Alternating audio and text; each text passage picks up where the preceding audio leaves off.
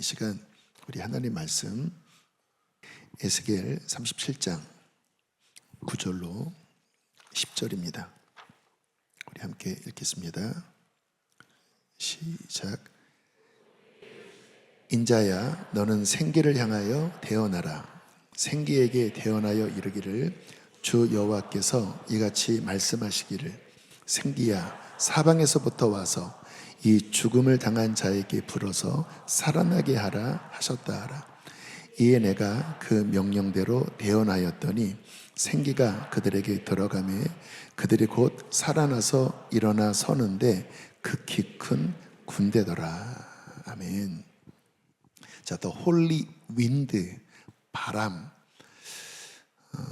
언제나 저희 교회는 성경을 아주 중요하게 살피고 있는데요, 성경에 처음 나오는 하나님의 윈드, 바람, 숨결, 어디에 나올까요?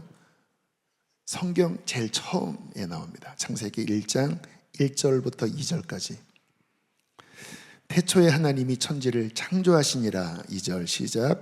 땅이 혼돈하고 공허하며 흑암이 깊음 위에 있고 하나님의 영은 수면 위에 운행하시느니라. 여기 하나님의 영이 로아흐인데, 바람, 윈드, 숨, breath, 호흡, breath, 숨, 호흡, 그리고 생명, 영, 임재. 다 같은 내용이지만 한 세 방향으로. 바람입니다, 바람. 그리고 하나님의 breath, 숨결, 그리고 하나님의 생명, 영, 임재. 그러니까 성경 제일 처음에 나오는 거예요. 하나님의 바람이, 하나님의 숨결이 어디에? 혼돈하고 텅 빈 공허함, 그리고 깊은 흑암, 아직 아무것도 창조되지 않은 혼돈투성이인 그 흑암 깊은 곳에 하나님의 호흡이, 하나님의 바람이, 하나님의 숨결이, 그의 영이 이렇게 덮으셨다라는 거예요. 운행하셨다라고 하는 뜻은 마치 이렇게 새가 새끼를 또는 알을 품듯이 이렇게 품으면서, 이렇게 안으면서. 그리고 어떤 일이 벌어지죠? 3절이 말씀이 선포되기 시작합니다. 빛이 있으라 하심에 그 하나님의 입에서 나오는 말씀이 주의 영과 함께 역사하면서 갑자기 그것이 실제가 되어버리는 거예요. 능력이 하나님의 영과 하나님의 말씀이 합쳐질 때 능력이 나타나. 그냥 말한 그대로 어둠 가운데 빛이, 또 천하의 물은 한 곳으로 모이고 묻은 드러나라. 그러니까 혼돈했던 세상에 질서가 만들어지고, 땅은 씨 맺는 채소와 각종 과목을 내어라. 근데 어떤 상황이죠? 주의 영이, 주의 숨결이, 바람이 그것을 덮고 있는데, 하나님의 말씀이 들어가자 아무것도 없는 무에서, 혼돈투성이, 무질서 속에서 질서가 생기고, 그리고 생명이, 창조의 능력의 생명이, 말씀과 숨결, 하나님의 영의 작용 속에 이 세상이 만들어졌다. 이게 창세기 1장 전반부에 나오는 생기, 바람, 그리고 하나님의 말씀, 능력, 창조입니다. 굉장히 중요한 원리입니다. 우리가 성경을 살피는 이유는 하나님의 창조의 원리를 배우는 거예요. 왜냐? 그게 모든 만물의 설계도거든요. 작동 원리거든요. 언제 우리의 삶의 회복과 구원과 능력이 나타납니까? 우리가 만드는 것이 아닙니다. 하나님의 말씀 속에 그 창조의 원리를 깨닫고 그 하나님의 말씀대로 움직일 때 동일하게 하나님의 역사가 나타나는 것입니다. 그래서 오늘 이 밤에 우리가 막 치유도 선포했고 어떤 결박이 끊어질 것들을 선포했고 2026년 어떤 전진을 선포했는데, 여러분, 주님의 영이 우리 가운데 임하시고 하나님의 믿음과 감동에 따라 선포하는 것은 그냥 이 공간 안에 선포로 끝나는 것이 아니라 그것은 곧 창조의 능력입니다. 오늘 이것이 우리 안에 깨달아지고 우리 안에 배움으로 들어오기를 원합니다. 그러면 우리의 삶에 이제 놀라운 창조적인 능력, 회복의 능력이 나타나는 것입니다. 이와 같은 패턴이 성경에 굉장히 많이 나오는데요. 오늘 읽었던 에스겔 37장, 그 마른 뼈가 가득한 그 골짜기에서 하나님이 그것을 일으키는 그 말씀의 패턴과 땅이 혼돈하고 공허하고 깊은 흑암에 있던 그 태초의 상태에서 하나님의 영이 움직이시고 말씀이 선포될 때 창조의 능력이 일어나는 그 패턴이 똑같아요. 한번 살펴보실까요? 에스겔 37장 1절로 2절.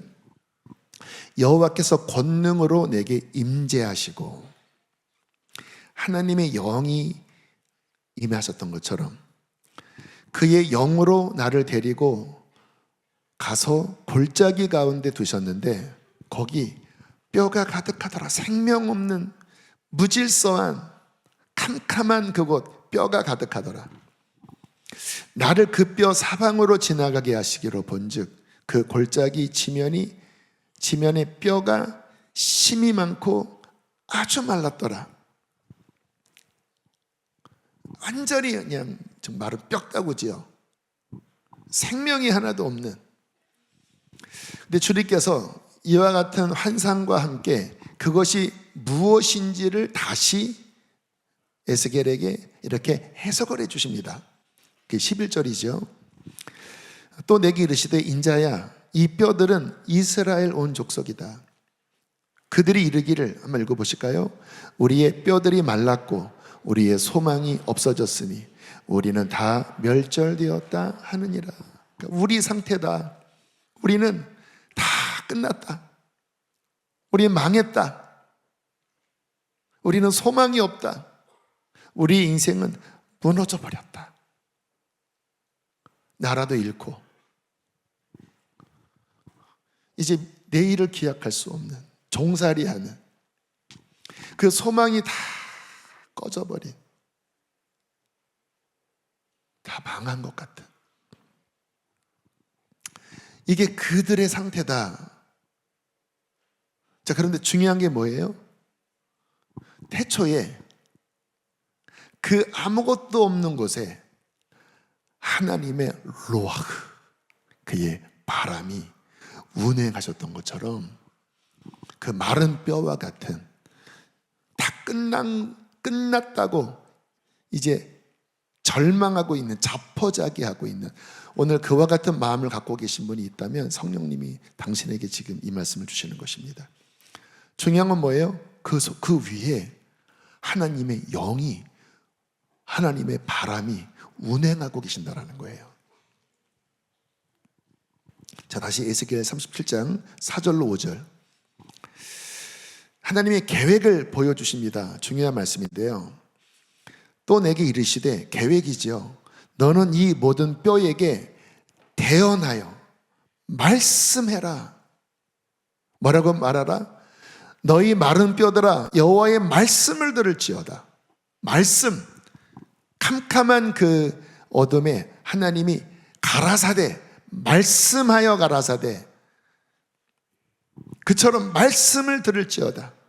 어떤 말씀입니까? 주 여호와께서 이 뼈들에게 이같이 말씀하시기를, 내가 생기를 너희에게 들어가게 하리니, 그 다음 읽으실까요? 너희가 살아나리라. 할렐루야. 생기가 들어가도록 내가 말할 것이다. 내가 선포할 것이다. 그러면 마른 뼈와 같은 너희가 살아날 것이다. 소망이 없다고 자포자기했던 너희의 인생이 그 무덤 가운데서 나오게 될 것이다. 절망하지 마라. 그래, 인간적으로는 끝난 것 같지만 내 영이 들어가고 나의 말이 선포될 때 살아나리라. 2026년 너의 인생이 회복되리라. 그 질병이 끊어질 것이다. 그 모든 결박이 끊어질 것이다. 그 중독이 끊어질 것이다. 너희 가정이 무덤에서 나오게 될 것이다. 너희 부모가 구원받을 것이다. 자녀가 구원받을 것이다. 남편과 아내가 구원받을 것이다. 언제? 주의 생기가 들어가고 주의 말씀이 선포되며. 7절 8절 이에 내가, 이제 하나님께서 그 계획을 말씀하셨는데 중요한 건 무엇입니까? 그것을 믿고 그리고 대언하는, 그 하나님의 계획을 대언하는 중보자 또는 매개자, 그가 바로 에스겔이죠. 이에 내가 명령을 따라 대언하니, 하나님이 분명히 말씀을 하신 것이지만 주님이 네가 대언하라고 한 거예요. 대언하니, 대언할 때에 소리가 나고 움직이며 이뼈 저 뼈가 들어맞아 뼈들이 서로 연결되더라. 대언할 때 내가 또 보니 그 뼈에 힘줄이 생기고 살이 오르며 그 위에 가죽이 덮였지만 그 속에 생기는 없더라. 분명히 하나님이 생기를 불어넣으실 거라고 말씀하셨는데 왜 생기가 없더라라고 말씀하실까요? 중요한 핵심을 보여주시는 거예요. 결론은 생기가 드러날 때 완성되는 것이다. 할렐루야.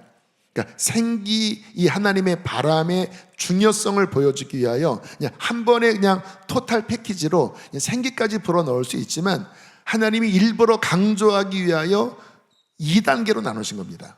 먼저 이렇게 대언할 때 뼈들이 연결되고 살이 오르고 심줄이 연결되고 거죽이 덮였지만 생기는 없더라. 하나님의 바람이 아직 온전히 그들 안에 들어가진 않았더라. 운행은 하고 계셔요. 근데 아직 들어가진 않았더라. 그리고 이제 오늘 본문입니다. 자, 9절 10절 제가 읽을게요. 또 내게 이르시되 인자야 너는 생기 루아흐를 향하여 대언하라.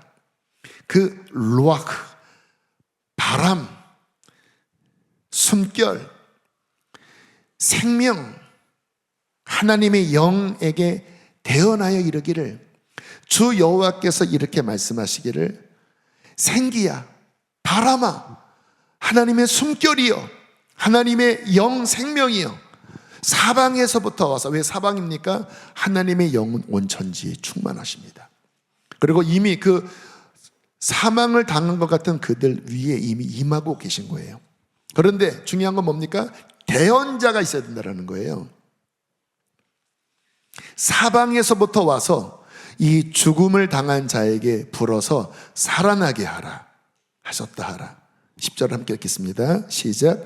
이에 내가 그 명령대로 대언하였더니 생기가 그들에게 들어가매 그들이 곧 살아나서 일어나 서는데 극히 큰 군대더라. 할렐루야. 이제 마지막 최종 방점, 이 생기가 그들 안에 들어가자 그들이 갑자기 마치 이렇게 전원이 들어오듯이 그들이 심장이 뛰면서 그들이 눈을 번쩍 뜨면서 일어나는데, 그냥 일어나는 게 아니라 여호와의 아미, 군대가 되어 한두 명이 아니라 그 세대 전체가, 그 다 죽은 것 같은, 끝난 것 같은 그 포로 세대 전체가 함께 일어나서 군대가 되더라.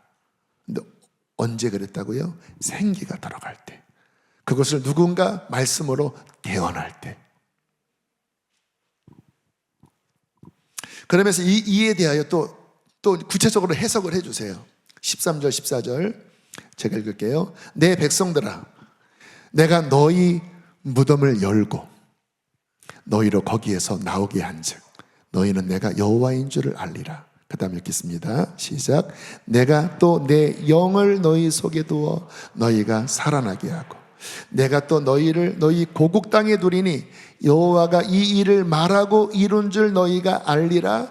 여호와의 말씀이니라. 여기서 영, 생기, 원어는 다 같은 말입니다. 루아흐예요. 루아흐. 그래서 어떠한 문장에서는 생기로 번역을 하고 어떠한 문장에서는 영으로 번역을 하고 어떤 데서는 하나님의 바람으로도 번역을 하고 숨결로도 번역하고, 근데 원어는 하나입니다. 루아그예요. 루아그. 근데 뭐라고 말씀하십니까? 나의 루아크, 나의 바람을 너희 안에 불어 넣을 때 너는 살아날 것이고, 다 끝난 것과 같은 그 무덤과 같은 너희 인생, 무덤과 같은 너희 가정, 내가 그 무덤 문을 열고 너를 살아나게 하고 구원할 것이다. 이미 이 가운데 것을 경험한 분들이 많이 계시잖아요. 아까 불렀던 찬양처럼 마른 뼈와 같던 나, 절망과 어둠의 내 친구였지만 이제 get up, get up, get up, get up out that grave, 무덤에서 일어나서 나오고, 그리고 가정이 변화됐잖아요. 저희 가정도 마찬가지죠. 정말 그냥 죽은 것과 같은 마른 뼈와 같은 우리의 가정에 주님의 말씀이 선포되고 생기가 들어올 때 정말 주님 회복시키시고 살리셨습니다. 여러분, 희망을 가지십시오. 주의 영이 운행하시고 그것을 믿고 누군가 계속 지속적으로 하나님의 마음을 따라 대언한다면 어떠한 무덤일지라도, 왜 하나님이 그 골짜기에 뼈가 가득한 모습을 왜 상징적으로 보여주셨을까요? 여러분, 인간적으로는 불가능하다라는 거예요. 이것보다 더 불가능한 일이 어디 있습니까? 그런데 일으키셨다면, 생기가 들어가고 말씀이 대언될 때 일어났다고 하면 여러분의 삶의 그 모든 것은 여러분 이 골짜기보다 조금은 더 나은 것입니다. 그러니까 중요한 건 뭐냐면 주님이 말씀하시고 생기가 들어가면 살아나는 거예요. 2026년 여러분의 인생에, 가정에, 마른 뼈와 같은 여러분의 영혼에 하나님은 이 말씀을 이루실 것입니다. 중요한 것은 믿으십시오. 그리고 선포하십시오. 우리가 좋아하는 찬양 중에 성령이 오셨네, 어떻게 이 찬양을 부르죠? 허무한 시절 지날 때, 깊은 한숨 내쉴 때 그런 풍경 보시며 탄식하는 분이 계시네. 그분이 누구십니까? 성령이십니다. 그와 같이 너희를 버려두지 아니라 내가 너희와 영원히 함께하리라.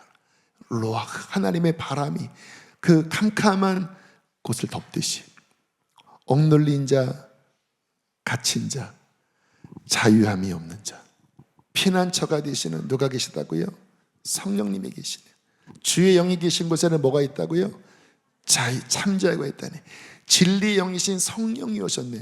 근데 이 찬양을 김도현이라고 하는 CCM 가수가 이렇게 작사 작곡을 했는데, 이 모티브가 있습니다. 우리가 잘 아는 그 김의연 PD, 그분이 이제 그분은 그 그 삼위일체 중에 예수님에 대하여 아주 깊이 꽂힌 분이었습니다. 그래서 그분의 모든 어떤 신앙의 그냥 핵심은 그냥 예수였어요. 내가 예수의 제자가 되리라. 예수를 더 알고 싶다. 그런데 성령님에 대해서는 좀 약간 소홀했었나 봐요. 그러다가 그의 신앙에 어떤 변화가 찾아오면서 내가 성령님에 대해서 내가 너무 좀 무심했구나, 이게 마음이 찔렸다고 합니다.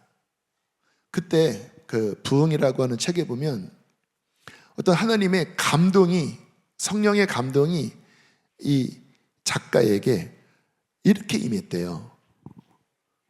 야, 이 한반도 땅 정말 소망도 없고 마른 뼈처럼 다 끝난 것 같은 이 한반도 땅에, 조선 반도에 어떠한 일이 일어나서 지금 이렇게 생명으로 일어난 줄 아니? 이 땅에 나의 영이 부어졌기 때문에 이 조선 땅이 회복되고 살아나서 대한민국이 되고 지금 이렇게 교회가 세워지고 이 대한민국이 이렇게 일어나게 된 거야 하는 어떤 성령님의 감동을 주셨다라는 거예요.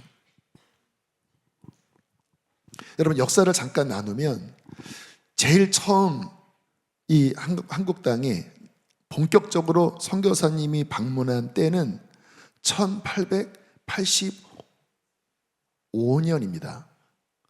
그러니까 만 140년이에요. 이제 26년이니까 141년이겠네요.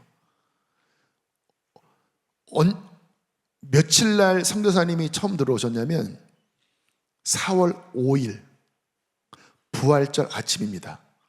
배 타고 인천 제물포 항으로 언더드 아펜셀러 선교사님이 부활절 주일 아침에 한국 땅을 밟았어요. 그런데 신기하게 올해 부활절이 4월 5일입니다. 그러니까 아주 141년 되는 해예요. 그분들이 이 땅에 오기 전에 또 어떤 일이 있었냐면 전 세계적인 부흥이 동시다발적으로 일어났었습니다. 미국의 대각성 운동, 학생 자원 기도 운동, 뭐 찾아보시면 아실 거예요. 강력한 이 하나님의 루아흐가 그 1800년대 중반 후반부터 1900년도의 초반까지 신기하게 보통 이렇게 지금도 어떤 부흥이 일어났다고 하면 워낙 이제 뭐 인터넷 매체가 막 전 세계 그냥 실시간이니까 이게 금방 알잖아요. 근데 그 당시에는 이렇게 서로 통하지 않은 시절인데 거의 동시다발적으로 영국에서, 미국에서, 호주에서, 인도에서, 캐나다에서 막 부흥의 바람이 일어났어요. 하나님의 바람이 왜 그런지 모르지만 그 1800년대 중반 후반부터 1900년도 사이에 동시다발적인 하나님의 루아흐 바람이 막 불어나면서 이제 교회가 깨어났습니다. 아까 우리가 불렀던 찬양처럼 교회가 깨어났어요. 그리고 많은 젊은이들이 일어났습니다. 그래서 학생 자원 운동이 뭐냐면 그 젊은 대학생들이 이제 캠퍼스에서 또 그 당시에는 건초더미 기도회라고 뭐 그 당시 농경 사회니까 그런 건초더미 위에서 모여서 막 기도할 때 막 불이 떨어지고 막 바람이 불어서 막 그들이 막 일어나는 그런 대학생들, 젊은이들 안에 부흥의 바람이 전 세계에 동시다발적으로 일어났습니다. 그리고 그 부흥은 항상 선교로 이어집니다. 그러니까 선교는 부흥의 열매예요. 그래서 그 엘리트들이 막 성령의 바람과 불 속에 막 일어나니까 막 소명이 막 부어지잖아요. 그래서 그때 위대한 선교 세기라고 합니다. 1800년도 후반부터 1900년 초까지 어마어마한 선교, 대선교 약진이 일어납니다. 그래서 중국으로, 인도로, 막 아프리카로 막 엄청난 막 젊은이들이 막 선교로 막 갔어요. 근데 엘리트들이 많이 갔습니다. 그래서 우리나라에 온 선교사님들도 보면 엘리트들입니다. 의사, 교수, 전문가들. 그런데 그 당시에는 조선이라고 하는 이 나라는 이 서양 세계에서는 이거 정말 꿈에도 모르는 나라입니다. 뭐 일본, 뭐 중국, 뭐 몽골 여기는 알아도 조선 정말 있는지도 모르는 나라. 불과 한 3, 40년 전만 해도요 외국 가면 한국을 몰라봤답니다. 근데 그 당시에는 오죽했겠습니까? 근데 나라의 상황은 뭐예요? 진짜 그냥 조선 말기, 조선 왕조 500년 끝에 이제 이 나라의 모든 정치력, 경제력 모든 것들은 완전히 이제 꼬꾸라져서 바닥을 치고 세계 열강들, 일본 막 치고 올라가고 러시아, 중국은 뭐 전통적인 강호잖아요. 이러한 나라들이 그 당시에 이제 제국주의 막 침략하는 그 세대잖아요. 그때 뭐 스페인이나 뭐 이런 쪽에 영국에서 이제 배를 타고 막 군대를 끌고 와서 막 이렇게 지배하는 그런 그 흐름에 이제 막 강력한 현대, 그 당시에 현대 문물과 현대 지식으로 마치 지금 막 AI 모르면 도태되는 것처럼 그 현대 문물과 무기와 이 모든 또 항해술과, 근데 우리나라는 뭡니까? 조선 말기 조정 서로 막 싸우고 당파당리 싸우고 힘도 없고 끝난 것 같은 상황이에요. 근데 이제 김우현 PD에게 하나님이 보여주신 게 그 망해가는 이 나라에, 끝난 것 같은 이 나라에 나의 영을 부어줬다는 거예요. 그러자 어떤 일이 벌어집니까? 선교사님들이 한국으로 오기 시작한 거예요. 그냥 중국으로 가려고 했는데 그 밑에 조선이 있대. 이런 나라에 갑자기 막 불타는 겁니다. 그 오셨던 선교사님들 어떤 일대기를 보면 조선이라고 하는 말을 듣고 잠이 안 오는 거예요. 원래 중국으로 가려고 했다가 조선, 나 조선으로 가야 되나 봐. 어떤 사람은 좋은 대학교에서 이미 뭐 의사로, 교수로 이미 다 얘기가 됐는데도 막 가슴속에 조선. 지금 우리가 듣지도 못하는 그 아프리카의 작은 나라, 지금 교수로 발탁된 사람이 갑자기 그거 내려놓고 막 그 나라에 막 감동이 부어지면서 가는 그와 같은 상황이라는 거예요. 막 서울대 의대를 졸업한 사람이. 그래서 이 조선 땅에 사람들이 오기 시작했습니다. 왔더니 어떤 형국입니까? 고집 세지요. 복음 안 받아들이려고 하죠. 나라의 운명은 이제 거의 풍전등화 상황이지요. 그리고 어떤 이 환경이 맞지 않으니까 많이 풍토병으로 죽었습니다. 양화진에 가면 그 풍토병으로 죽은 무덤들 되게 많아요. 애도 죽고 엄마도 죽고 아빠도 죽고. 그러면 안 와야 되잖아요. 그런데도 계속 또 오고. 그게 뭐라고요? 성령의 바람이 다 망한 무덤과 같은 이 나라를 품으셨다라는 거예요. 이 찬양 가사가 그겁니다. 허무한 시절 지날 때, 깊은 한숨 내쉴 때, 그런 풍경 보시며 탄식하는 분, 하나님의 긍휼, 하나님의 사랑, 그의 영이 이렇게 긍휼이 막 탄식하면서 억눌리고 같이 이 땅을 이렇게 품으시고 운행하셨다라는 거예요. 그의 바람이 부셨다라는 거예요. 그러니까 그 많은 난관을 뚫고 선교사님들이 들어오고 또 오고. 그러자 어떤 일이 벌어집니까? 복음을 받아들이기 시작하는 거예요. 구원받는 사람들이 막 일어나기 시작하는 거예요. 교회가 막 세워지기 시작했습니다. 그리고는 1907년, 그러니까 1885년 4월 5일 본격적인 선교의 발을 내디딘 22년 뒤에 성령의 바람이 강타한 게 평양 대부. 그 4년 전 1903년 원산 쪽에 하디 의사 선교사님을 통해서 또 한 번 바람이 불어서 들썩들썩 됐고, 그리고 본격적인 점화는 1907년 강타했죠. 그래서 전 세계의 몇 대 대부흥 중에 하나가 평양 대부흥. 하나님의 바람이 강력하게 그 평양 땅에 불어오면서 이제 한국 전체가 막 들썩들썩, 막 100만 구령 운동, 막 그때 막 전도 부인들이 막 일어나서 이 복음을 막 전하자 하면서 막 동네 방네 다니면서 그 외국인 선교사님과 함께 막 복음을 전하고 막 교회를 막 세우고. 뭐예요? 주의 바람이 막 불고. 근데 그때 구구는 끝나버렸습니다.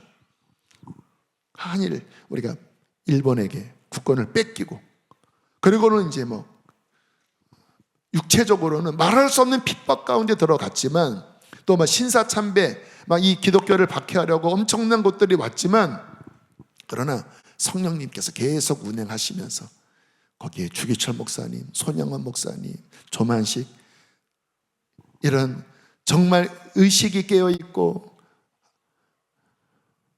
하나님의 말씀을 붙잡고 성령의 감동을 받은 그와 같은 사람들이 계속 이 나라, 다 끝난 것 같은 이 나라, 그러나 육체는 후패하나 그러나 영은 하나님의 바람 안에서 일어나는 새 생명이 계속 일어나고, 그리고 핍박도 함께 일어났지만 결국 하나님의 역사로 1945년 나라가 독립하고, 그리고 이제 자유 대한민국 새로운 시작이지요.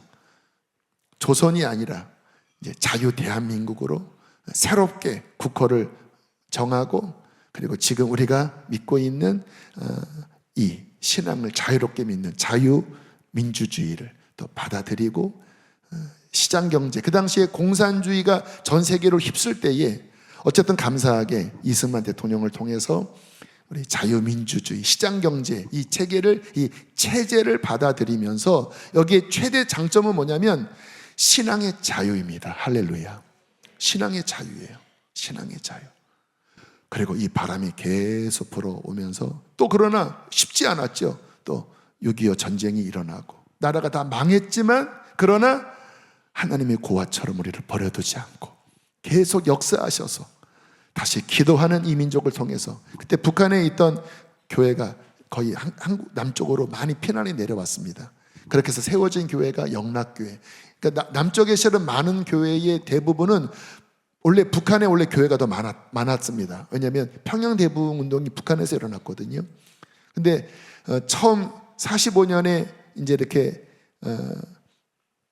남북이 이렇게 갈라지면서 위쪽은 러시아 공산 쪽이 이렇게 이쪽을 통치하고 남쪽은 미국이 이렇게 하면서 처음에는 북쪽에 있는 일반 크리스찬들이 그래도 그 당시에 이 공산주의가 가난한 자들을 돕는 그거는 좋은 거야. 워낙 이렇게 압제당했기 때문에 어떤 공산주의의 어떠한 그런 이론이 평등, 그리고 어떤 소유의 공평한 분배, 그래서 한 7, 80%는 그거를 따랐대요. 근데 문제는 뭡니까? 신앙을 거부하는 유물론이잖아요. 종교는 아편이잖아요. 사탄적인 사상이잖아요. 그래서 우리 그 웨이크 교단 창립하신, 갑자기 이름이 생각이 안 나네. 네, 박조진 목사님. 네, 그분이 지금 뭐 94세가 어르신이니까 그 북한 쪽에 어릴 때 학생 때 계셨는데 그 사이의 상황을 보셨다라는 거예요. 교회가 점점 억압을 당하더니, 그리고는 목사님과 그 목사님 자녀가 쥐도 새도 모르게 끌고 가서 죽였다고 하더라고요. 그거를 보고 실은 굉장히 많은 크리스찬들이 이거 아니구나, 한 5년간 그 실태를 보고, 그리고 이제 아직 그 휴전선이 그 38선이죠. 38선이 아직은 뭔가 좀 허술할 때 그때 많이 내려오고, 그리고 전쟁이 일어나고 대거 남쪽으로 왔습니다. 대거. 그리고 이제 많은 교회를 세울 때 실은 북쪽에 있는 그런 기독교 지도자들이 내려와서 이렇게 교회를 세웠고요. 그리고 아무튼 한국 땅에는 계속 성령의 바람이 계속해서 불면서 1970년대에 우리가 아는 빌리그레암, 그리고 또 엑스포, 이런 것들을 통해서 이제 한국 교회가, 그리고 선교와 또 이러한 어떤 하나님의 역사로 나타나는 거예요. 근데 주님이 그 김의연 PD에게 순간적으로 그게 어떻게 해서 된 줄 아느냐, 하나님이 성령을 이 나라에 부어주시고, 그 성령님이 이 땅을 마치 새가 자기 새끼를 품듯이, 알을 품듯이 캄캄하고 흑암한 그 혼돈투성이인 그곳에 하나님의 영이 운행하시면서 품듯이 이 나라를 품었기 때문에 성령으로 말미암아 마른 뼈와 같은 이 조선이 살아나게 된 것이다. 대한민국으로 살아나게 된 것이다. 이 감동을 받으면서 그분이 막 눈물을 흘리셨고, 그리고 책을 쓰셨고, 여기에 영감을 받아서 그 성령이 오셨네라고 하는 찬양이 만들어진 것입니다. 여러분, 굉장히 중요한 영감입니다. 언제 살아나느냐? 여러분, 이것은 우리의 나라뿐만 아니라 뭐 지금 북한, 아무튼 우리가 다 알 수 없는 일이죠. 왜 북한을 그러면 왜 저렇게 됐을까? 우리가 다 알 수 없지만, 그러나 북한도 저는 분명히 문이 열릴 것입니다. 언제 그렇게 될까요? 국제적인 정세로서는 impossible입니다. 안 돼요. 안 됩니다. 중국이 안 놔줍니다. 안 놔줍니다. 그러나 하나님의 영이 움직이기 시작하면, 하나님의 영이 운행하시기 시작하면, 하나님의 영이 이 역사를 움직이고, 그리고 하나님의 사람들, 하나님의 계시와 감동을 받은 하나님의 사람들이 오늘 에스겔처럼 대언하고 선포하고 기도하면 열릴 것입니다. 사망 가운데서 나오게 될 것입니다. 여러분, 우리 그리스도인은 이처럼 이 수준으로 움직이는 자들이에요. 어떤 수준입니까? 하나님의 영, 하나님이 말씀하시는 그 말씀을 대언할 때 하나님이 역사를 움직이시는 그 일에 참여하는 것입니다.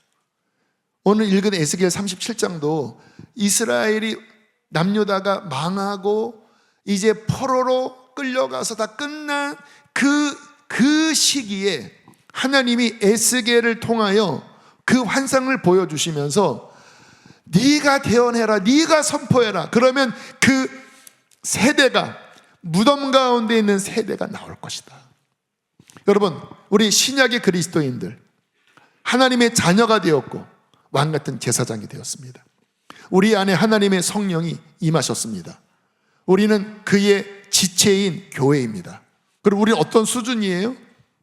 하나님과 함께 이 역사를 움직이시는, 이 역사 가운데 운행하시는 그 하나님의 루아흐, 하나님의 바람, 그리고 하나님의 그 영이 또한 내 안에 거하셔서 그 하나님의 마음으로 기도하고 선포할 때 문들이 열리는 것입니다. 주의 교회에 기도할 때 담이 무너지고 장벽이 무너지고 그리고 깨어나고 살아나는 그 역사에 우리는 동참하는 자가 바로 우리임을 믿습니다.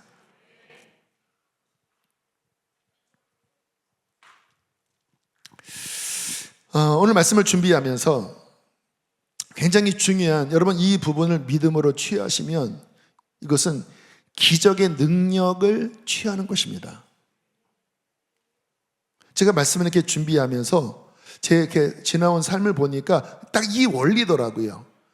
생기가 제 안에 들어왔고, 그리고 하나님의 말씀이 제 안에 움직이면서 제 가정부터 변화되기 시작했거든요. 근데 원리는 같았어요.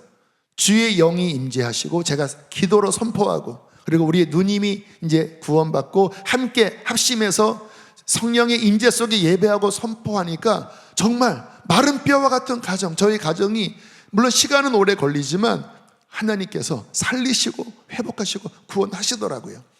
그리고 이제 제가 가는 곳곳마다 동일한 원리였습니다.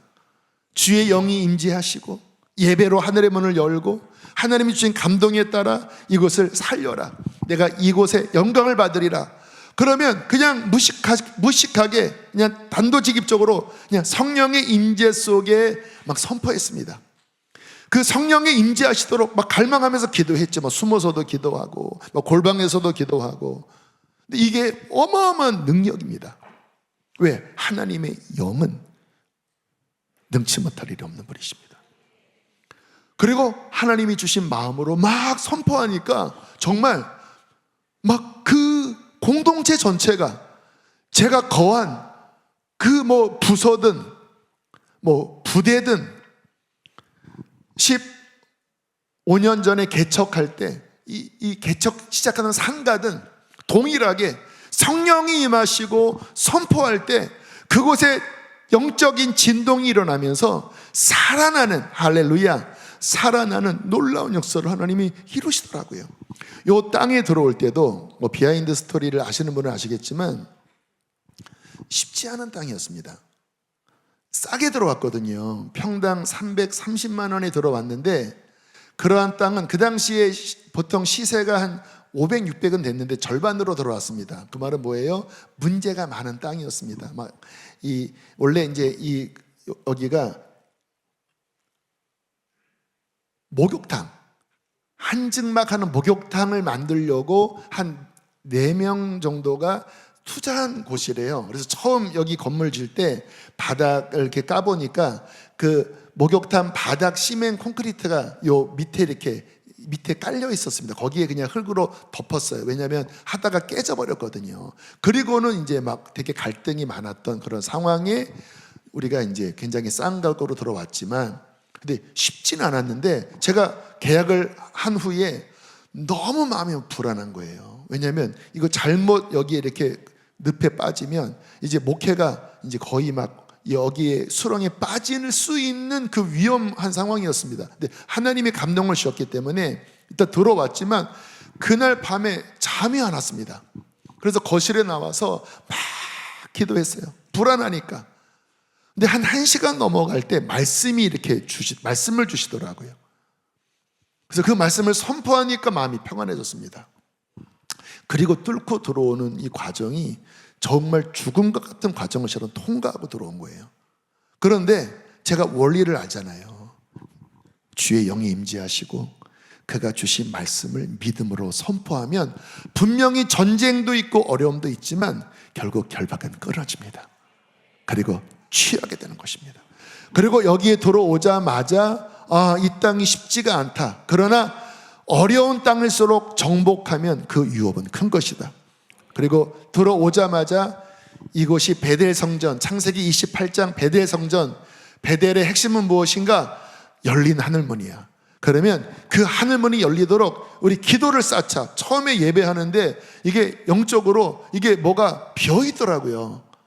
지금처럼 꽉 찬 게 아니라 막 집회를 하는데 이게 뭐가 이렇게 겉도는 느낌이 드는 겁니다. 야, 이거 기도로 청소해야 된다. 주의 영이 충만하게 임하도록 28,000시간 기도를 채우자.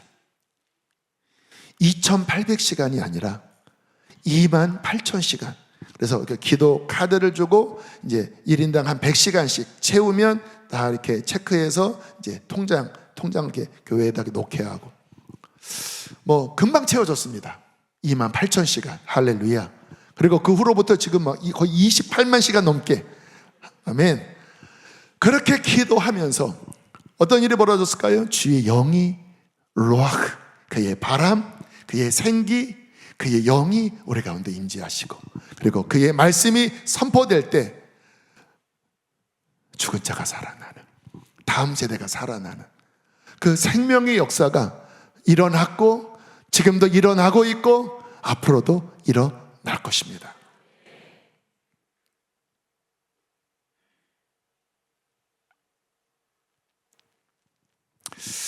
그래서 우리가 이 원리를, 하나님, 주님의 성령의 바람, 주님, 우리가 에스겔 같이 그냥 나 혼자만 구원받는 정도로 끝나는 게 아니라 가정도 구원하고, 여러분 가정 살아날 수 있습니다. 어떠한 상황이라도 살아날 수 있습니다. 가정도 살아나고, 그리고 우리가 섬기는 부서도 살아나고. 근데 중요한 건 주님이 주신 마음이, 오늘 말씀의 구체적인 적용 대상이 누구냐면 이 세대, 특별히 어린 세대, 코로나를 지나면서 뭔가 지금 상당한 데미지를 입은 세대인 거 아시나요? 정신적인, 영적인 어떤 질병들이 갑자기 증폭해버렸습니다. 거기에는 미디어 영향도 굉장히 크고, 코로나 영향도 굉장히 크고, 코로나 때문에 거의 이렇게 집에 집거하면서 애들이 뭐 줌으로 뭔가 교육을 받으면서 미디어에 엄청나게 노출이 돼버렸잖아요. 그러니까 엄청나게 여기에 중독이 돼 있는, 그래서 정신적인, 영적인 어떤 질병들이 굉장히 증폭되었습니다. 중독이 너무 많아요.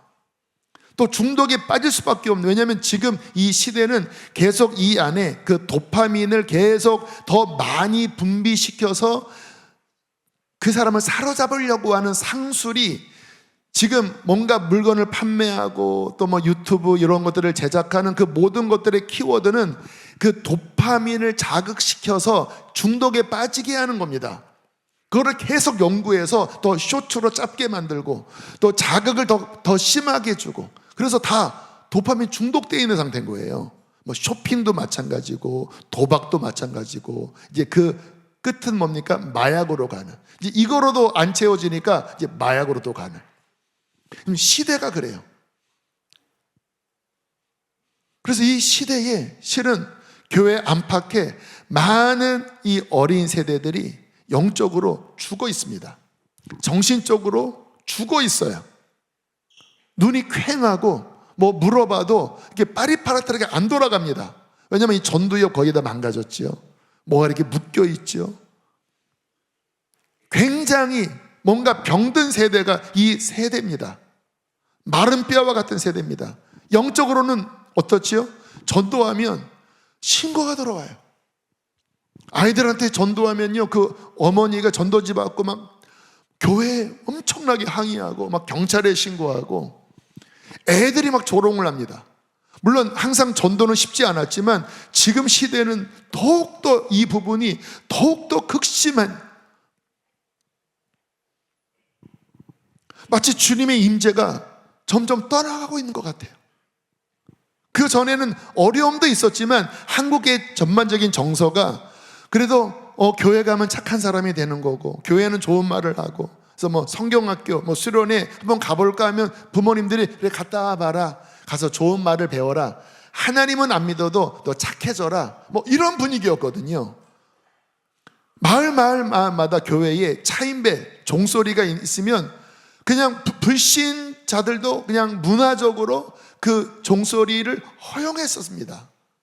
근데 지금은 이게 너무 교회에 대하여, 기독교에 대해 애들도 전도 막 조롱하고 영적으로 너무나 딱딱해진 이 시대적으로, 특별히 이 나라의 이 어떤 다음 세대들이 영적으로 거의 아사 직전 이미 무덤에 갇혀버린 이 상황 속에 주님께서 오늘 이 말씀을 보게 하셨고, 또 오늘 다음 세대들이 이렇게 올라와서 이렇게 예배를 인도하게 했고, 함께 콰이어로 찬양하게 했고, 그리고 이 말씀을 통하여 주의 생기와 주의 말씀을 선포하여 그들을 살리라고 말씀하고 계신다고 믿습니다. 여러분, 살려야 합니다. 살려야 합니다. 그런 면에서 우리 교회는 지금 이렇게 아이들이, 그러니까 제가 뭐 전에도 이야기했지만 이게 뭐 인간적인 자랑으로 하면 안 되니까 좀 조심스럽긴 하지만, 이렇게 애들부터 고루고루 어른까지 이렇게 한 자리에서 이렇게 막 뜨겁게 예배하는 이러한 모습, 이러한 문화는 제가 보기에는 거의 없습니다. 애들 중심의 교회는 그냥 애들이 대부분이고, 청년 중심은 청년이 대부분이고, 어른 중심은 그냥 어른 문화입니다. 애들은 오기 싫어합니다. 근데 저희 교회는 이렇게 고루고루 특별히 이렇게 애들이 막 앞에 나와서, 앞에 이제 요셉부 아이들이 앞쪽에 나왔는데 누가 설레했더니 막 저요 막 이러더래요. 물론 나와서 찬양도 안 하고 몰뚱몰뚱하는 그런 분위기도 있지만 그래도 막 나오고 싶어 하고. 저희 교회 다음 세대 사역이 열심입니다. 이제 뭐 성경학교 또 수련회 하는데 매번마다 성령의 역사로 많이들 구원받고, 성령 세례받고, 방언받고, 또 비전도 받고 살아나요. 또 키즈아미, 또 우리 생수회관 학교, 초등학교에서 아무튼 거의 200명이에요. 여러분, 요즘 쉽지 않은 상황입니다. 근데 아이들이 학교 다니는, 우리 쪽에 적지 않은 금액을 내고 다니는 아이들이 200명 가까이 된다라고 하는 거는, 이거는 뭐 우리가 그러다 건물이 있는 것도 아니고 다 뭐 렌트하고 뭐 서로 막 같이 막 섞여 쓰고, 왜 이런 일이 벌어질까요? 여러분, 저는 하나라고 생각합니다. 주의 영이 우리 가운데 덮고 계십니다. 그의 바람이 운행하고 계십니다. 그리고 하나님의 말씀, 복음의 말씀, 진리의 말씀이 우리 선생님들을 통하여, 우리 사역자분들을 통하여 그렇게 선포되고 있습니다. 그 속에서 살아나리라. 그들 안에 생명이 드러나 살아나는 것입니다. 그런데 이게 우리만의 일로 끝나면 안 되는 거잖아요. 근데 오늘 좀 걱정스러운 어떤 점검은, 이게 인원이 지금 청소년이 이제 한 180명 정도 모이고, 다입부 4, 5, 6학년이 한 100여 명 좀 넘게 모이고, 그런데 1, 2, 3학년이 갑자기 확 줄은 거예요. 한 6, 70명으로 줄은 거예요. 그 유아 유치부는 더 줄은 거예요. 이게 지금 현재 어떤 우리나라의 어떤 분포, 저출산과 굉장히 긴밀하게 연결되어 있고, 또 뭐 여러 가지 이유로 인해서 이게 불과 3년이 지나면 이제 다이부 한 50명 절반으로 떨어지고 청소년부 절반으로 떨어지고, 그렇게 한 10년 지나면 이게 우리 지금 학교들이 막 아까 200명이라고 그랬잖아요. 한 6, 7년 지나면 100명 이하로 떨어질 추세인 거예요. 지금 이렇게 그 다음 세대 인원 자체가 저출산과 여러 가지 원인으로. 그래서 이거 기도해야 되는 일이고, 그리고 우리 특별히 뉴브랜치 우리 담당 사역자들은 가서 안수해라. 출산을 위해서 안수해라. 애기 최소 2 이상 낳지 않으면 그 사역자들은 능력이 없는 거다. 순풍 안수, 순풍 안수. 여러분, 웃을 일이 아닙니다. 너무 중요한 일이에요. 일론 머스크가 대한민국은 그냥 가만히 앉아서 100년 뒤면 망한다. 왜냐면 한 세대마다 3, 40%씩 인구가 날아가면 이제 한 5, 60년 지나면 그냥 북한에서 그냥 걸어 내려오면 끝난다. 뭐 농담 반 진담 반 그렇게 얘기한 거 여러분 아시잖아요. 엄청나게 줄고 있는 상황인 거예요. 근데 그냥 자연 인구만이 아니라 영적으로 생기가 들어가야 되는데, 하나님의 어떤 임재가 점점 떠나갈 것 같은 그러한 강팍한 가운데 여러분, 우리가 무엇을 해야 됩니까? 여러분, 주의 생기가 임하도록 기도해야 합니다. 주의 말씀이 역사하도록 우리는 믿음으로 선포해야 합니다. 그러면 다시 살아날 것입니다. 다시 일어날 것입니다. 북한의 문도 열려질 것입니다. 여러분, 언제 성령의 임재, 그의 루아흐, 그의 바람이 불어올까요? 여러분, 사모하고 기도하고 그를 구하고 찾을 때, 아까 드린 찬양처럼 주 예배할 때 그가 임하시리라. 주 찾을 때 그가 임하시리라. 주 부를 때 그가 임하시리라. 여러분, 그의 바람은 우리가 어떻게 갈망하느냐에 따라서, 그 갈망에 따라서 그의 바람이 강하게 불어오기도 하고, 아니면 기도하지 않고 뭐 관심 없으면 주의 그 바람이 여러분 미약하게 불어오는 게 현실입니다. 그래서 28,000시간을 기도한 게, 하나님, 주의 생기의 바람이 불어와야 우리가 살아납니다. 그 갈망에 대한 표현이 28,000시간이었던 거예요.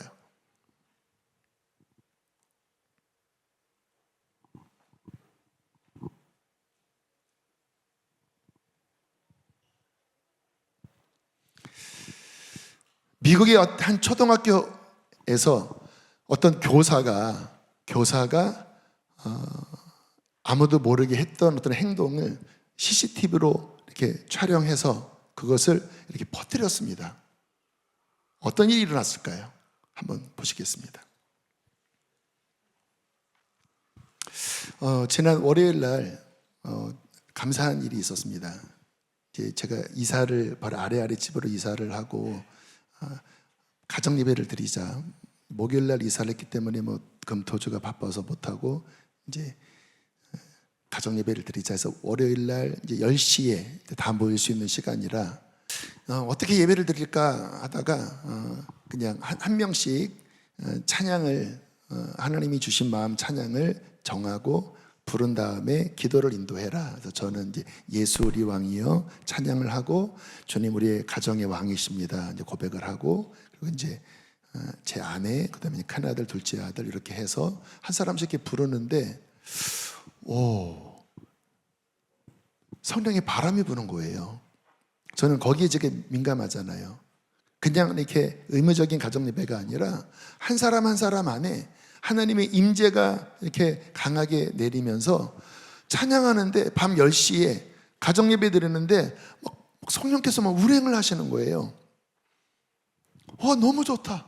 이게 막 찬양이 막 더 막 열리고, 그리고 막 예언이 막 쏟아지는 거예요. 어떤 주님의 사랑에 대한, 어떤 미래에 대한, 또 어떤 우리를 향하여 너희들은 예배자다, 또 너희들이 이렇게 교회에서 왔다 갔다 하면서 섬기는 것을 내가 기뻐한다, 막 예언이 막 부어지고 막 찬양이 부어지고. 그런데 제가 왜 그냥 그 늦은 시간 예배할 때 곧장 하늘문이 열리고 임재하셨는지 알았습니다. 왜냐하면 밤마다 이렇게 각 방에서 막 기타 치면서 애들이 막 예배합니다. 막 찬양해요. 왜냐하면 뭐 아이들이 막 그 택수지도 나가고 또 뭐 다이프에서 또 찬양 인도도 해야 되고 또 뭐 디보션도 맡고 하니까 각 방마다 그냥 막 기타 치면서 막 찬양하는 소리가 많이 들려요. 저는 주로 침대에 누워 있는데, 교회에서 다 쏟았기 때문에 누워 있는데 각 방에서 막 그런 소리가 들려요. 그러니까 아이들이 그 방에서 막 주님의 임재를 막 갈망하고 막 이렇게 잡아당기니까 와, 주님의 영이 그냥 곧장 열리는구나. 그리고 이제 함께 기도하면서 오늘 콘티를 더 완성을 한 거예요. 아, 이 찬양이 좋겠다. 요 다음은 이게 좋겠다. 그 다음은 뭐가 좋을까? 아빠 이거 어때? 그거 좋겠다. 여러분, 주님의 영은 어느 곳에 임하십니까? 여러분, 그분을 갈망하는 곳에 임하십니다. 여러분의 가정에 주님의 임재를 갈망하는 게 아니라 딴짓을 하면 여러분, 주님의 영에 그의 루아흐가 여러분 임하시는 것을 기뻐하지 않겠죠. 그러나 막 그 모일 때마다 자녀들이 막 주님을 찾고 막 하나님을 찾으면 기쁨으로 주의 영이 임재하실 것입니다. 집안뿐만 아니라 교회에서도 마찬가지고 세상에서도 마찬가지예요. 자, 보실까요? 한 초등학교의 CCTV, 한 교사가 건물을 돌아다닙니다. 두 손을 들고 복도를 다니고 교실을 다니며 손대며 기도합니다. 학생들이 운동할 체육관에서도, 밥을 먹을 식당에서도, 아직 이른 시간에 학생들을 생각하며 기도합니다. 이곳은 미국의 한 초등학교인데 한 선생님의 기도하는 모습이 미국 전역에서 화제입니다. 학교와 일터에서 하나님의 마음을 품고 기도할 당신을 응원합니다. 할렐루야. 와, 감동적이죠. 저런 쇼츠는 정말 많이 만들었으면 좋겠어요. 여러분, 저 학교에 뭐 기독교 학교가 아니라 일반 학교 아닙니까? 미국 공립학교 쉽지 않다고 하는 얘기 많이 듣잖아요. 근데 저 선생님이 저렇게 손을 들어 식당에서, 체육관에서, 교실에서 아무도 없는 곳에서 기도할 때 어떤 일이 벌어질까요? 주의 루아흐, 그의 바람이 그 기도를 통하여 그곳에 임재하시기 시작할 것입니다. 그러면 그 다음에 어떤 일이 벌어지는지 아세요? 두 번째입니다. 하나님의 예언적 프로페시, 예언적 어떤 감동이 부어집니다. 주님, 이곳에 치유가 일어나게 해주십시오. 왜요? 주의 영이 보여주시는 거거든요. 그 상한 영혼, 억눌린 자, 갇힌 자, 그 집에서 학대받고 알코올 중독 그 아버지 밑에서 고통당하는 주님이 그 마음속에 영감으로 보여주시는데 그의 긍휼로 선포하게 하시는 거예요. 주님, 그런 아이들이 이곳에 와서 주님 치료되어지게 해주십시오. 하나님, 그를 만져주십시오. 그러면 기도를 통하여 주의 바람, 루아흐, 그의 윈드가 부어지고, 그리고 에스겔처럼 하나님이 주신 어떠한 예언적 그의 마음을 선포하며 기도할 때 주님께서는 역사하시면서 그 병든 자, 상한 자, 억눌린 자를 주님이 살리시는 놀라운 그 일을, 그 나라의 일을 이루신다라는 거예요. 그것이 우리가 할 일입니다. 우리는 막 불평하잖아요. 우리 집안 왜 이래? 우리 직장은 왜 이래? 이거는 문제가 많아. 해결이 안 돼요. 그거는 누구나 다 할 수 있습니다. 일반 언론에서도 하는 일이에요. 우리가 할 일은 무엇입니까? 우리는 그것을 회복시킬 권능, 권위가 있는 자입니다. 어떻게? 이 창조의 원리예요. 하나님, 기도합니다. 하늘의 문을 여십시오. 주님, 이곳에 임재해 주십시오. 혼돈하고 공허하고 흑암이 깊음이 있고 마른 뼈가 가득한 그곳에 하나님의 영이 운행하시고 그의 바람이 운행하시고, 주님, 에스겔을 통하여 그 다 끝난 것 같은, 우리는 멸절되었다라고 자포자기야. 하나님, 그 이스라엘 민족 가운데 주의 생기가 들어갈 때 주님 살아났습니다. 하나님, 이곳에 임해 주십시오. 오늘 우리 부서 안에 우리 부장님, 우리 직원들 하나님 임재하여 주십시오. 여러분, 주님의 영은 믿는 사람만 간섭하는 게 아니라 믿지 않은 자들도 여러분이 기도하면 간섭하십니다. 진짜 그래요. 저는 많이 느낍니다. 우리 어머니 아직 믿기 전에 제가 막 기도 막 하고 막 감동받아서 어머니 편찮으실 때 안수하면요, 그냥 굉장히 많이 났어요. 일종의 쌓인 표적이죠. 그렇게 해서 전도 많이 되거든요. 여러분이 가는 곳곳마다 여러분께서 기도하면 하나님의 영이 그 불신자들 마음, 그들이 지치고 상하고 그 어두운 마음을 여러분이 기도하면서 선포하잖아요. 그럼 여러분 보면 왠지 마음이 평안해집니다. 나는 막 요즘 막 괴로운데 여러분 보면 평안해. 왜? 여러분 안에 있는 성령의 로아흐, 그 바람이 그에게 전이 되기 때문에 그런 거예요. 그리고 하나님의 말씀, 그의 말씀을 프로페시, 예언적으로 받아서 꼭 뭐 예언이 이게 안 해도 하나님의 마음으로 그 이야기를 하잖아요. 그러면 주의 영이 그의 말씀과 함께 나가면 항상 창조와 회복과 생명의 능력의 역사를 이룹니다. 성경을 보면 이제 그렇게 이스라엘 백성들이 무덤에서 나와서 이스라엘 땅으로 돌아왔잖아요. 그러나 그 땅은 황폐했습니다. 성전은 다 무너졌어요. 근데 하나님이 성전을 다시 지어라. 그랬더니 그 지역 토착민들, 그러니까 이스라엘 백성들이, 유다 백성들이 포로로 끌려가고 그곳에 암몬, 모압 또는 여러 이방 나라들의 토착민들이 몇십 년간 주권 행사를 했었는데 다시 이스라엘 백성들이 돌아와서 건축을 하고 특히 성전을 짓는다고 하니까 길길이 날뛰었거든요. 그래서 뭔가 어려움이 있었습니다. 그때 이제 학개 선지자를 통해서 다시 성전을 져라. 내가 도와줄 거다. 그렇게 이제 성전 회복이 진행될 때 하나님이 학개를 통하여 오늘 제가 선포한 말씀과 동일한 맥락의 말씀을 이렇게 하십니다. 자, 마지막 이 말씀 함께 보실까요? 학개서 2장 5절입니다. 시작. 너희가 애굽에서 나올 때에 내가 너희와 언약한 말과 나의 영이 계속하여 너희 가운데에 머물러 있나니 너희는 두려워하지 말지어다. 중요한 두 가지지요. 비록 너희들이 망했었지만 심판을 받았지만 그러나 여전히 유효한 것이 뭐냐? 애굽에서 나올 때 하나님이 모세를 통하여 언약을 맺으신 그 말씀, 그 모세오경의 그 언약의 말씀을 주셨잖아요. 그런데 그 언약의 말씀이 여전히 너희 위에 있다. 그리고 나의 루아흐가 계속해서 너희 가운데 머물러 있다. 그러면 이 창조의 능력, 이 기적의 능력, 하나님의 루아흐와 하나님의 말씀, 그것을 믿고 선포하면 성전은 세워진다. 아무리 그들이 방해하지만 너희들을 이길 수 없다.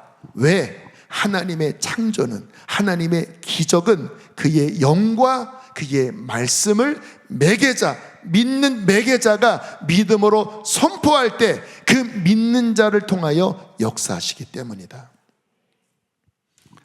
여러분, 마지막으로 이 말씀을 여러분들이 붙잡으시길 바랍니다. 주의 영이 여러분 안에 계십니다. 이때는 위에 계셨었어요. 지금은 우리 안에 계십니다. 그리고 하나님의 말씀이, 하나님의 생명의 말씀이 우리에게 복음으로 우리에게 와 있습니다. 이제 우리는 뭐예요?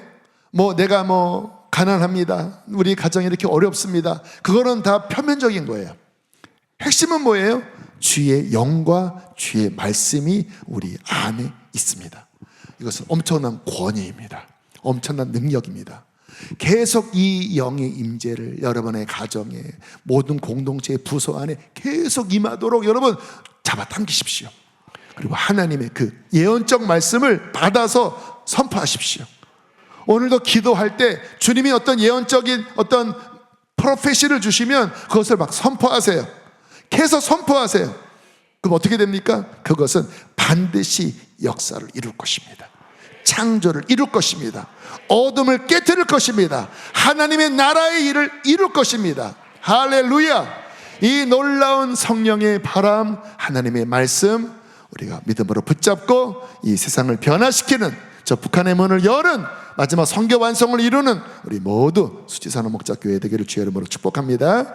우리 함께 시간 우리 찬양하시고 기도하겠습니다. 무덤 문이 열리고로 할게요.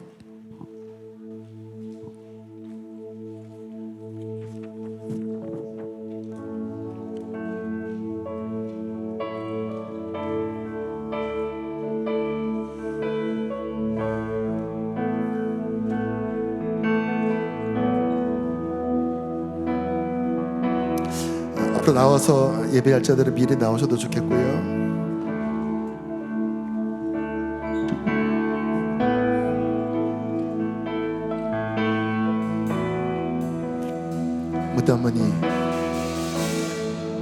무덤 문이 열리고 마른 뼈 살아나네.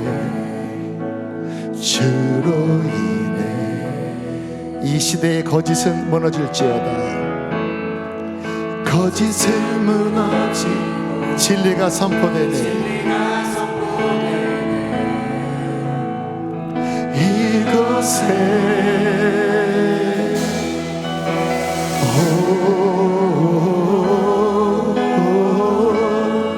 생기가 불어오네.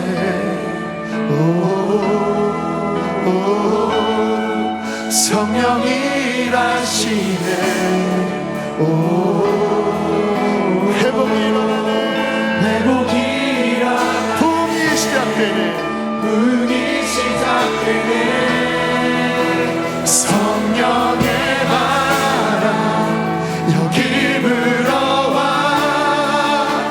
권능으로 임하시네. 거룩한 세대, 우리 부목사님들은 안수 준비하세요. 오늘 다음 세대 안수할 거예요. 모든 중독의 결박이 끊어질 거예요. 주님의 뜻 이루시네.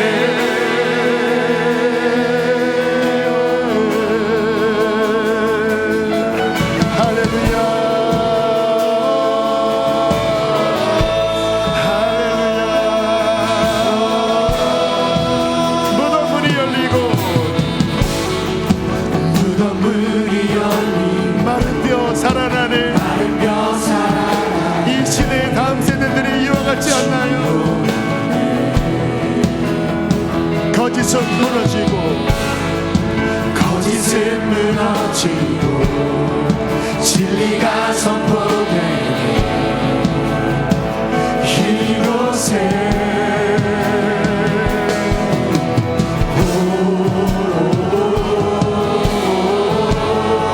생기가 불어오네. 성령이 일하시네. 회복이 일어나네. 회복이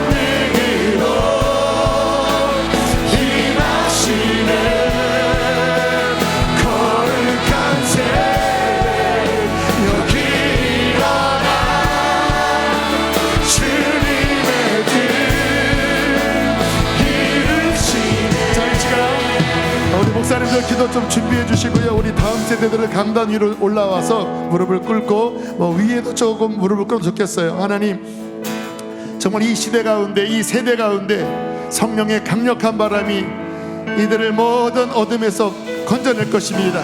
특별히 모든 중독의 결박들을 주께서 끊어지기를 원하십니다. 예수의 이름으로 끊어질지어다, 깨어질지어다. 이들이 극히 큰 군대가 되리라. 큰 군대가 되어 살아나리라. 자, 위로 올라오세요. 다음 세대 올라오시고, 밑에서 기도할 사람은 박수 들고 밑에 앉아서 무릎 꿇고 기도하십시오. 우리 목사님들은 아래 위에 적당한 포지션에 가셔서 우리 안수하여 이들에게 하나님의 생기가 부어지고 이들이 이 시대를 변화시킬 하나님의 큰 군대가 되도록 이 시간 우리 주여 세 번 부르시고 함께 기도하시겠습니다. 주여,